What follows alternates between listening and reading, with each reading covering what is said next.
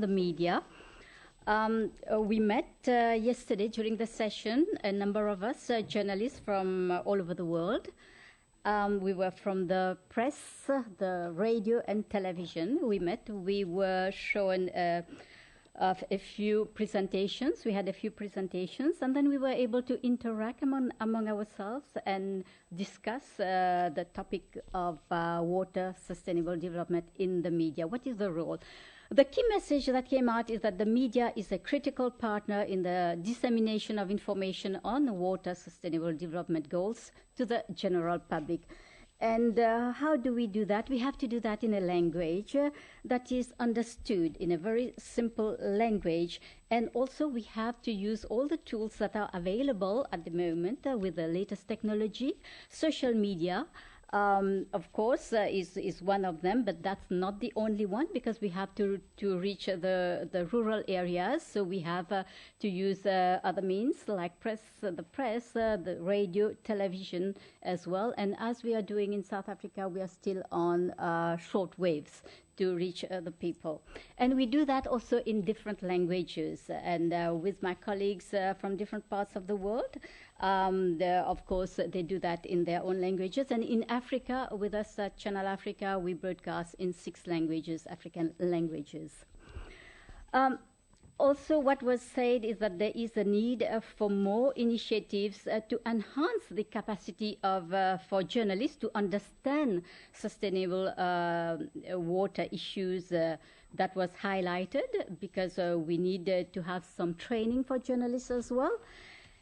And also the need for water experts and the UN to establish partnerships with the media was also highlighted to facilitate informed reporting on sustainable water development issues. The role of the media is also to give a voice to marginalized communities, expose malpractices in water sector, and empower local people with knowledge to demand for services.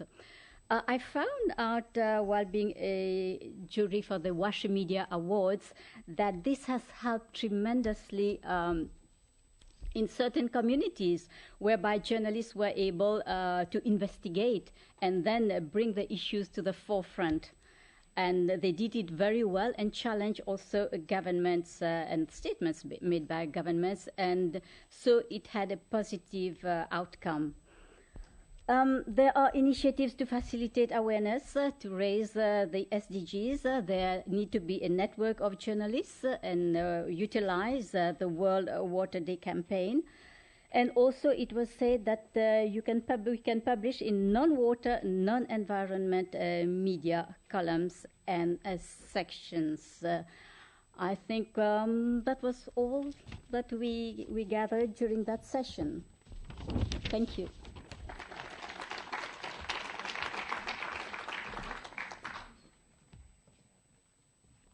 Thank you very much, Vasila. So we've now come to key messages and wrap-up. So we're going to now hear take-home or send-home messages from a large group of people.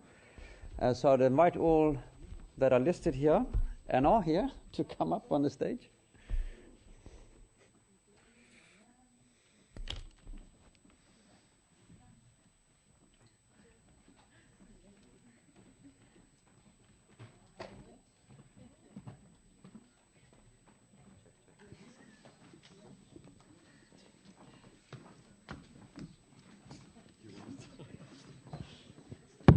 There we go.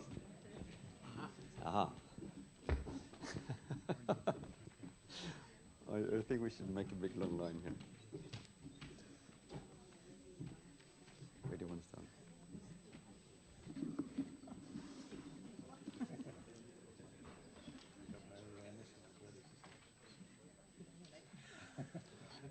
Are you all ready? Are you ready? Yeah. Okay. Yeah, good. We want to see you wave.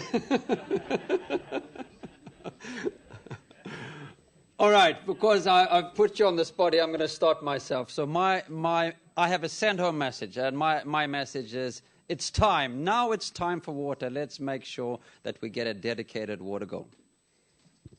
Okay. This, for me, water is a living thing that we have to take with us. We can communicate and talk to it. So it is part of our life. And we have to protect it. After these two very philosophical send home messages, I have a much more practical one. It's take home and send home at the same time. But the take home is that we have major capacity development challenges to meet the SDG on water. What I would like to send people home with is the question, do I have the capacities necessary to address the SDG? Okay, thank you. I don't get quite the difference between take home and send home. I'm going home, I'm taking the message, and we'll distribute it there. Take home is for yourself. Send home is to send out. All right, I don't know where it is exactly. In any case, I'm looking beyond what's next. Next is World Water Forum. There is a focus on implementation. This is what we have to figure out now. We are working on an implementation strategy for local governments to implement the SDGs. I'm glad to hear that I think policy-wise we are more or less on the same page, but now it gets really down to the specifics of how to make things happen, and this will be the next 3 months for me to work it out. Okay, water agenda shaping has actually traveled tortuous ways so far. It's now time for implementation, so let's gear up for implementation through mobilizing our knowledge, know-how, support to the targets in the countries. The proposed targets in the SDG on water, they can be achieved within the time that we've set ourselves. Let's be ready to do that and build on what we've done.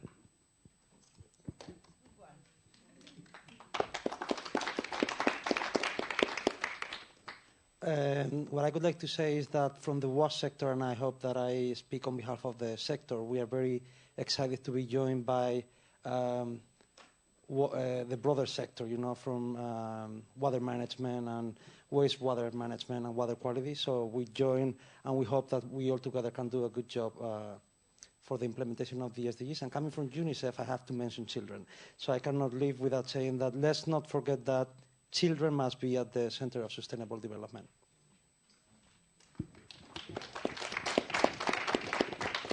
Great, thanks. I just want to reiterate how my colleagues had eloquently already messaged earlier today, but businesses can and are taking actions through corporate water stewardship in many ways that help meet the sustainable development goals. And what really is crucial as we move forward is that we continue to have these dialogues and these forums that allow the different sectors to share their tools, to listen to one another, and to sort of find the synergies that will be crucial to meeting SDGs, and we very much look forward to being a part of this process.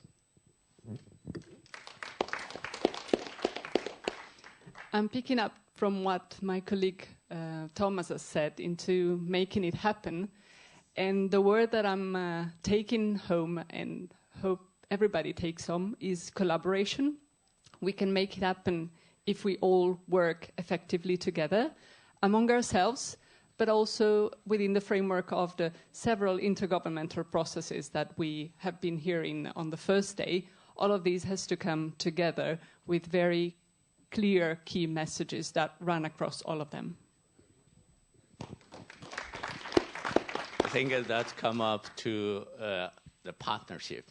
Through the collaboration, through this kind of discussion, the platform here, I think the partnership will be very important to implement SDGs. So I hope the partnership will be efficient and will be established very soon among different stakeholders. Thanks. Thank you. Okay, thank you very much, everybody. And now over to Josefina for the final farewell and closing. Thanks.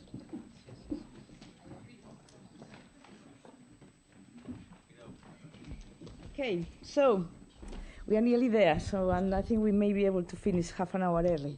So I know it's been a long day, and I thank you very much for being here and resisting all this way, but I'm sure that you think as much as I do that this has been really, really interesting. So now we are going to be in the final session in which we are going to say, where are we going from here? So this is the purpose of this final session. We are going to talk about the World Water Day. So Daniela, if you could come and here. Daniela Bollström, who is the UN Water Communication Manager, and she is the person organizing World Water Day. So, she is the focal point for you now for the next... You see that, yeah. And also, Jonshu, you are coming to give a presentation on the World Water Forum 7 in Korea. You've been working very hard, and we are all looking forward to being there for you.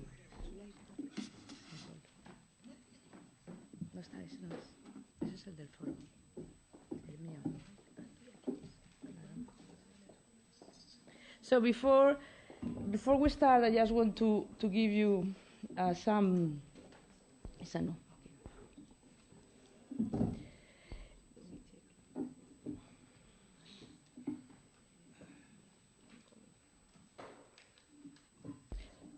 To give you just a little information on what has happened in this meeting before we go ahead, if you don't mind.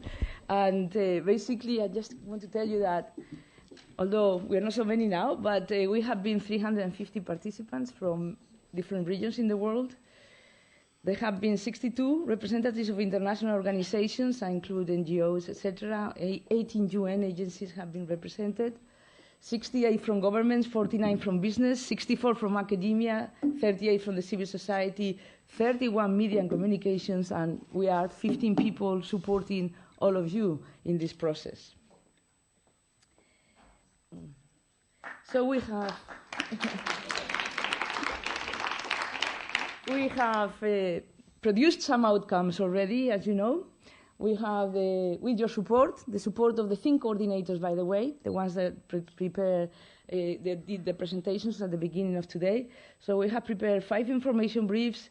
There is 12 overview papers for the different sessions, about 3 tool papers. We have the toolbox. We have about 60 cases.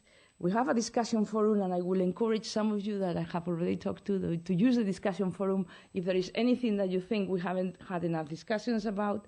And we have done a number of video interviews to illustrate some of the cases here on the spot, and some of you maybe may have been interviewed already. In relation to the communication activities, you have been webcast. The recording of the sessions will be on the webpage, so that everybody can see them. We have produced different conference dailies, and there will be one tomorrow that you will receive in your inbox. We have done a number of interviews, and participant journalists have interviewed a lot of people. I'm not going to read it, but participant journalists have been very active, and I'm sure many of you have been interviewed already. So thank you very much.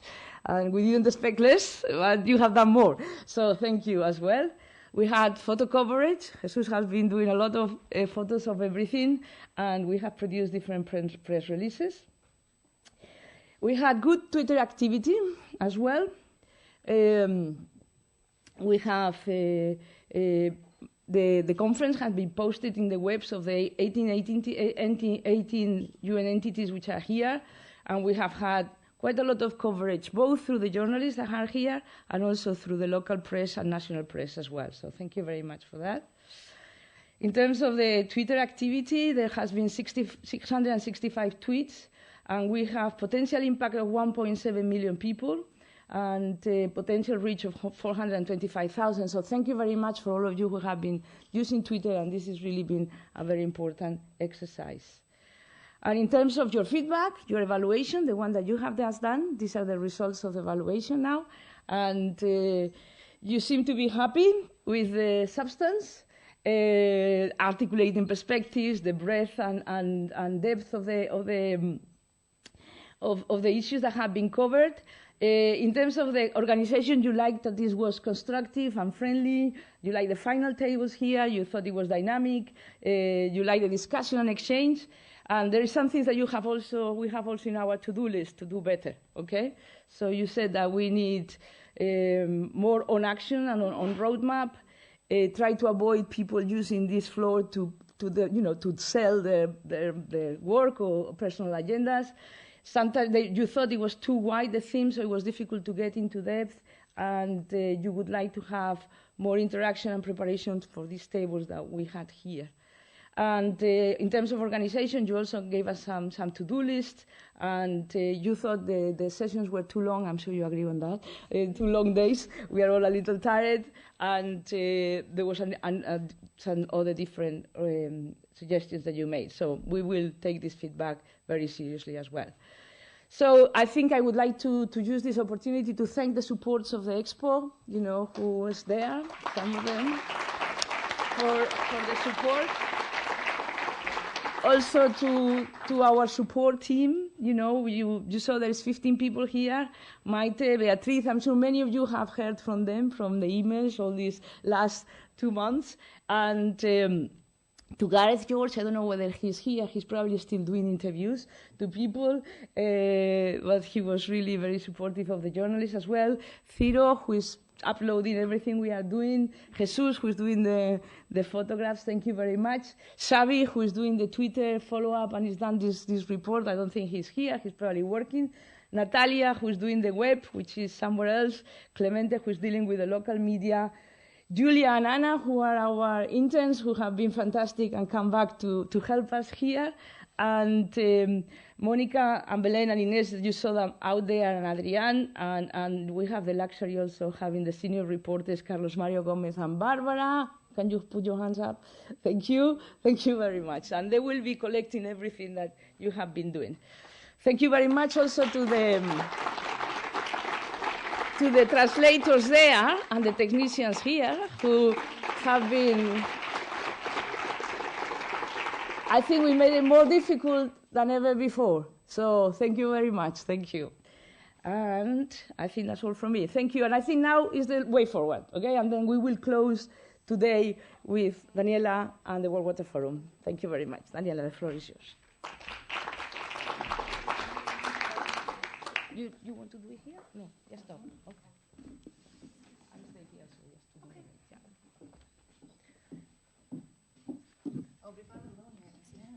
You stand.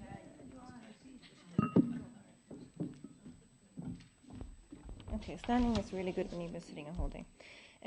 Good evening, everyone. Can I say good evening because today is nearly finished? I'm Danielle Bostrom. I'm the communications manager for World Water Day. For UN Water. I'm also tired. And I am responsible for the organization of the World Water Day and World Toilet Day specifically, which are 2 of the UN water campaigns that we organize. And I'd like to take a few moments to discuss a bit the way forward, now that we've been discussing so intensively for 2 days here in Zaragoza, how we're going to take this and translate it into something that we can have for World Water Day. So let me just remind you that this campaign, this year, 2015, is very different from what we've done before. And it has to be different, because I don't think that anyone in this room disagrees with me that 2015 is a seminal year. It's such an important year. It will be tempoed by different events, by different activities, and we really need a year-long campaign. So it's much more work for us, because before we just used to organize World Water Day on the 22nd of March, and now we have to do it during a whole year. But it's doable, and it will be really, really good and hopefully useful. So let me just remind you about 2 of the objectives, the 2 main objectives for this campaign. The first one is to really ensure that water has its place on the post-2015 development agenda. That's the first one. The second one is, of course, to make sure that people understand what water and sustainable development is. Because I'm sure that even you in this room may have different opinions on what sustainable development is and what it is relating to water.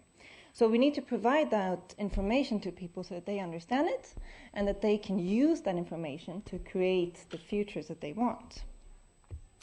And having seen and heard you during these 2 days, I'm really confident that we will be able to do this, which is great.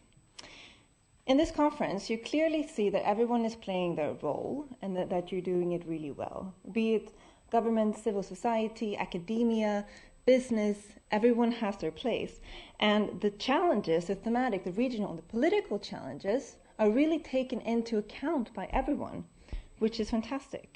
So what I would like to take with me, building upon what Joachim was saying, is that this conference has had a red thread. And that red thread has been preparedness and positiveness. Really, preparedness and positiveness, that's what I've been getting. And this is crucial. And Aziza was saying at the beginning of the conference that we've already started preparing the domain to communicate on gaps, challenges, and solutions. And I think that this is crucial. Because no, securing water and sustainable development for all will not be easy, but it will be possible. And this is what you're conveying. It's what you're conveying to me, and it's what you'll be conveying during this year to the outside world. It links also to Joachim's frisbee, and I love your frisbee example. It must be a Swedish thing. Because a throw is not perfect until someone catches it. I'm going to use that a lot. And what we will be conveying during this year is that catching that frisbee is possible. That's what we need to install. Faith, catching that frisbee. Yes, you're able to do it. You, member states, you're able to catch that frisbee. So going forward a bit to how we're going to incorporate this into the campaign. I would like to build on what Elisa was saying at the beginning of the conference, because you were talking about having this unique and coherent voice during the whole year, right? And I think that this relates very much to telling the same story. So it's what we will be doing. And this story will be that water is essential. Water is health, water is urbanization, it's industry, it's energy, it's food, it's equality. And we, during this year, will be telling that story throughout the campaign. And I invite you to do the same. World Water Day has taken 20 years to build up, and it cannot have been built up without you, the organizations working in the water sector. So I invite you to contribute with your initiatives and with your activities through the UN Water portal so that we can promote these to the outside world, because that's how we will be telling the same story. We have the pleasure in UN Water to be working with so many different members and partners. So FAO, who is doing our web development, is right now setting up the website. So we'll be having that in 2 weeks. So just shoot over your initiatives as soon as you get home so that we can populate this website and really tell the story about water and sustainable development. Right, also, visual coherence. I also invite you to use the same logo during this year. It can sound completely stupid and random, but it's very important. All of us together using one visual about World Water Day will be important. Jack Moss, for example, asked me, I think it must have been like the 2nd of January. Is Jack here? No, he must have left. Can I have the logo so that I can start having it in my emails? As I said, it can sound really, really small, but it's true. He sent hundreds of emails every day. And giving that same voice and same coherence, that will be important. I'll be very brief. So as my last thought, I would like to go back to Joachim's frisbee again. See, I'm using it really a lot. And the person catching it. Thomas, you said during the first day of this conference that it's really important to know what countries need. And Natalia continued to build upon that this morning. It's really also important to know how we can support countries. And this was discussed a lot in the media session yesterday. Yeah. And what we said there really got to me, because it's true. When we develop our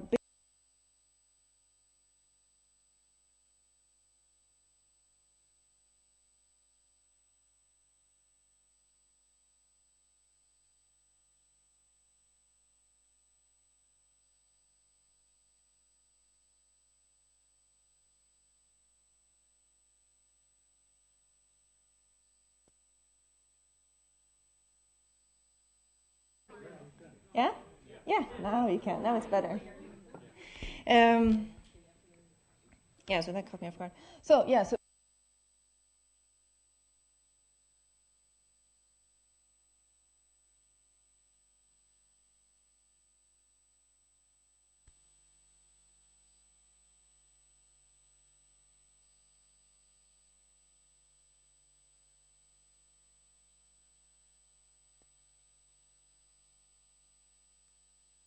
When we develop our campaigns, it's easier for us to just do them big and global, and we consider the public at large as our target audiences. But of course, that public is so huge. We don't really know who we are targeting in the end because we're targeting everyone.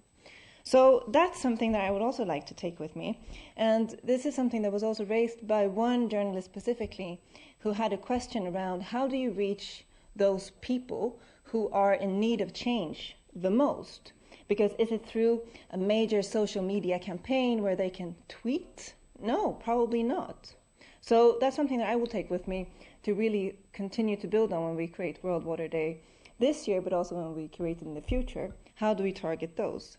And I'd like to just illustrate with one example that's happened for 2014 World Water Day, because it gives you a flavor of how this can be done without us even knowing about it. So in 2014, the theme was water and energy. So we got these photos from someone, and we didn't really know what they represented. So we asked the person, what did you do? And he told us, well, for World Water Day, I'm a teacher, and I live in Nigeria, and I work in a privileged area. So for World Water Day, I took my children that I teach to a slum area. And we taught other children, so children to children, how to purify water with solar energy. And that's a fantastic example, because that's exactly what we want to do with World Water Day. And I think that this illustrates also your essential role, because the water community is very, very large. And many of you are on the ground, or many of you travel a lot, many of you talk to decision makers. So what I would like to end with is open your ears, open your eyes, constantly question if what we're doing is good, how we can help more, how we can spread the word, and this will help us prepare people to catch the frisbee. Thank you.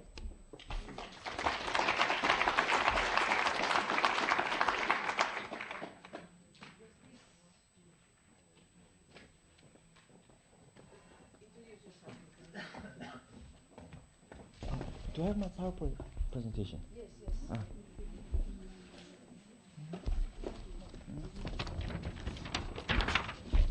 Is it already here, or you have a USB? It's already here. It's here. Yeah, it's supposed to be here.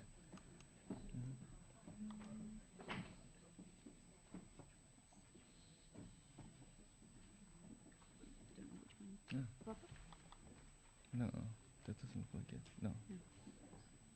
Oh, I did make a PowerPoint presentation, but I guess it's not here. So I'll just well, I'll just start. Good afternoon. My name is Byam-sik Gyu. I'm with the Secretary for the World Water Forum. Yes, there we go. Okay. It's a pleasure for me to introduce about the World Water Forum. Most of you who are here today probably know this forum very well. Just in case, it's a very interesting, unique platform to discuss. We have multi-stakeholder discussions that we have representation from very, very different people, and the whole global water community got together. The 7th edition of the World Water Forum will be held in Daegu, Gyeongbuk from the 12th to the 17th of April. We're expecting around 35,000 participants from the global water community. It's I think second time that is being held in Asia, and we are expecting quite a bit of participants coming from Asia. So we're very excited. And from the very first day of this meeting, we had the chair of the UN Water talking about this meeting is kicking off the discussion on the SDGs. I think we'll be making a very important contribution to the discussions as well. We set 3 objectives for the 7th forum. First one is moving from solutions to implementations. I think everybody echoed the importance of implementation. This meeting was talking about from vision to action, and I think implementation is a very key issue, and it's the issue that we'll be addressing in the World Water Forum. Second is bridging the platform of science and technology to water issues. We're trying to encourage the participation of science, business community to the forum by having a separate process of its own. The last one is contributing to sustainable development goals. We have 4 new processes and 4 processes and a citizens forum. We have added the science and technology process besides the thematic and the political and regional process that you usually have. And there are many, many themes that we're discussing from different processes. I think we believe we are going to have around 200 sessions that's going to happen within the week from very many participants. And so the discussions, there will be so many discussions that will be happening at the same time. But from our secretariat point of view, some of the themes that's being highlighted are definitely SDGs. I think the water community wants to get together and discuss about SDGs when many people are here. And I think that will be an important contribution to the SDG discussions. Another key theme that's been recurring throughout the sessions are the climate change. We are going to have COP21 at the end of 2015. And the World Water Forum in April will be an important point to discuss about water, to raise the water issue back into the climate change discussions and to send a message to COP21 on the importance of water. So those, and of course there's so many other themes that's going to be important. But so I kind of threw away some of the themes up in there. So key outcomes of this forum, of course there's going to be many outcomes, important contributions, reports that's going to happen. But I think basically, the ministerial declaration will be very important. The ministers will get together and send a key message on water. That draft is under review, and we'll have the final PrepCom on the ministerial declaration happening in Paris at the end of February. Another exercise that we're doing that we feel that's very interesting and meaningful.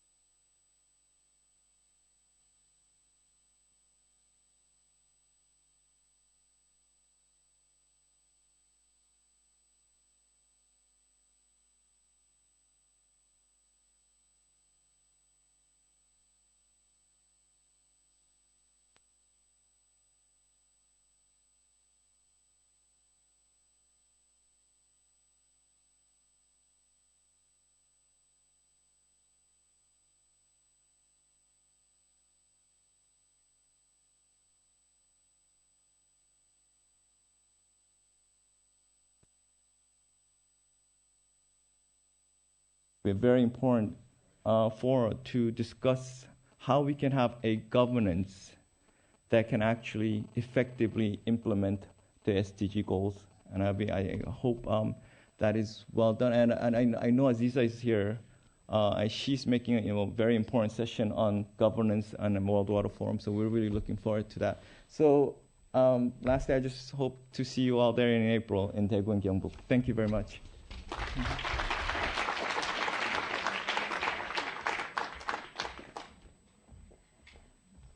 Thank you very much, Byung-sik, for coming all the way from Korea to be here with us and give us this important message. And of course, we will be there and try to also contribute to that process, which is important, or at least this office will be there. We are going to close now. It's a bit late, and I'm going to do it myself. And I just want to leave with 2 messages. One, thank you very much for being here to the very last minute, so a big round of applause for you all. I don't know you, but I haven't been bored by a single presentation. I wasn't in all the parallel sessions, but certainly in the plenary and in the sessions I really think they have been very high quality. So I thank very much the stakeholder coordinators because they have done a fantastic job in choosing the people, and for the session coordinators as well, who have also done a very good job, some of them latecomers, but also very fast comers, to do a very good job in organizing their sessions. I just want to take a take-home message myself, if I may so, and I think I like to use the one of Thomas, and I think I like that one. That it is possible to achieve the SDGs. It is possible because we have the tools, we have the technology, the financing is there. It was repeated all over again. Is it going the right places or not? But it is there. We need more capacity development, gentlemen. So that's very clear. Governance is a key issue, and to achieve it, we need co-action. And co-action, I think that was your word, Colin. And there is a technology for co-action, so it doesn't come naturally. So we have been doing co-action here, but there's technology to it. So just leave it here. Thank you very much, and have a safe trip home. Thank you very much.